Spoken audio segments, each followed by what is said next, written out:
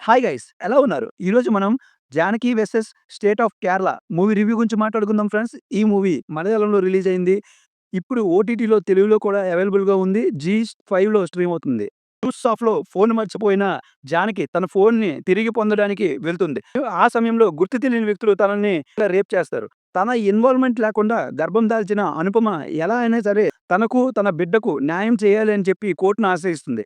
Court చివరికి ఏం తీర్పిచ్చింది? సురేష్ గోపి గారు మొదట అనుపమని ఓడించి, తర్వాత అదే కేస్‌ని ఎందుకు టేక్ ఓవర్ చేసుకోవాల్సొచ్చింది అన్నది తెలుసుకోవాలనుకుంటే ఈ మూవీని చూసేయాలి friends. Okay friends, overall review విషయానికొస్తే నాకైతే ఈ మూవీ పర్లేదు, ఓటీటీలో కాబట్టి వన్ టైమ్ వాచబుల్ అనిపించింది.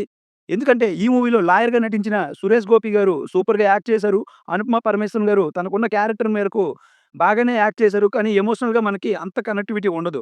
ఇంటర్వెల్‌కి ముందు అనుపమని ఓడించే కోర్టు వాదన అయితే మాత్రం సురేష్ గోపి గారు సూపర్‌గా యాక్ట్ చేస్తారు. ఆ టైంలో అనుపమ వైపు ఉన్న లాయర్ కనీసం మాట్లాడడానికి కూడా లేకుండా చేసే ఆ వాదన అయితే మనల్ని ఎంతగానో ఇంప్రెస్ చేస్తుంది.